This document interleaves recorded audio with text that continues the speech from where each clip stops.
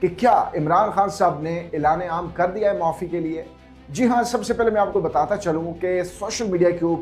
کے اوپر مختلف خبریں گردش کر رہی تھیں اور مستند صحافیوں نے یہ خبر عوام تک پہنچائی ہے کہ عمران خان صاحب نے معافی کا جو اعلان ہے وہ کر دیا ہوا ہے۔ یہاں تک تو ٹھیک تھا کہ عمران خان صاحب نے معافی کا اعلان کر دیا ہے اور اعلان عام کر دیا ہے۔ اب یہاں سے آگے میں آپ کو کلیئر کرتا چلوں یہ معافی کیا تھی اور کن لوگوں کے لیے تھی۔ جی ہاں، عمران خان صاحب نے یہ جو معافی کا اعلان کیا ہے یہ اسپیشلی ان کی ذات کے ساتھ ریلیٹڈ جن لوگوں نے ان کے ساتھ غلط کیا، ان کے اوپر کیسز بنائے، ان کے اوپر ٹرائل چلتے رہے، ان کو جیلوں میں گھسیٹتے رہے، عدالتوں میں گھسیٹتے رہے اور جیل کے اندر ایک چھوٹا سا محدود کمرہ تک ان کو دیا، ان کو بچوں سے دور رکھا،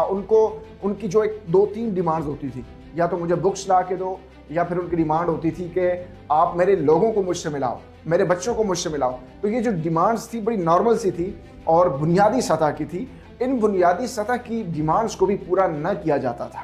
ناظرین، یہ بات یاد رہے، عمران خان صاحب نے اپنی ذات سے ریلیٹڈ جتنی معاملات تھے ان لوگوں کو انہوں نے کہا ہے کہ میں نے معافی کا اعلان کر دیا ہے۔ رہی بات 26 نومبر، 9 مئی یا پھر جتنے بھی واقعات جو ان کے کارکنوں کے ساتھ ہوئے اور جن کے اوپر ابھی جو انڈر ٹرائل ہیں،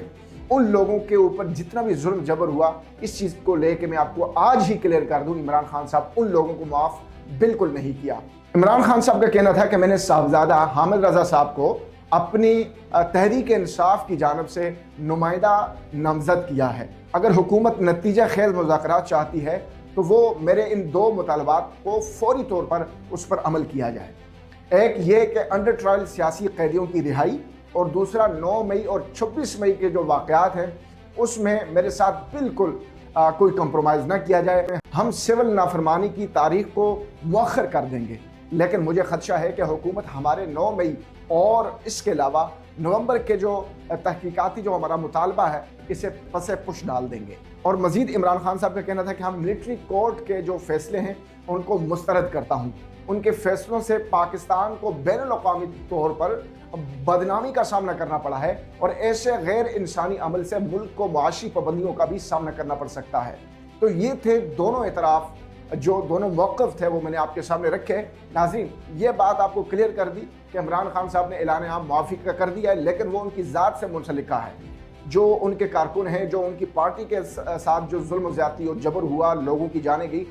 اس کے حوالے سے اعلان عام معافی کا نہیں ہوا۔ اور دوسری بات جو میں آپ کے سامنے رکھ رہا ہوں کہ انہوں نے وہاں جیل کے اندر بیٹھ کر بھی جو پیغام جاری کروایا اور جو پیغام انہوں نے دیا ہے وہ واضح طور پہ دیا ہے کہ میں ملٹری کورٹ کے کسی بھی فیصلے کو نہیں تسلیم کرتا، اور انہوں نے واضح طور پر یہ کہا ہے کہ یہ جو 9 مئی کے اندر اور 26 نومبر کے اندر یہ جو پوری انہوں نے تاریخ کو دہرایا ہے اور انہوں نے یہ جو ظلم زیادتی کی ہے ہمارے لوگوں کو، ہمارے پارٹی کے کارکنوں کو انڈر ٹرائل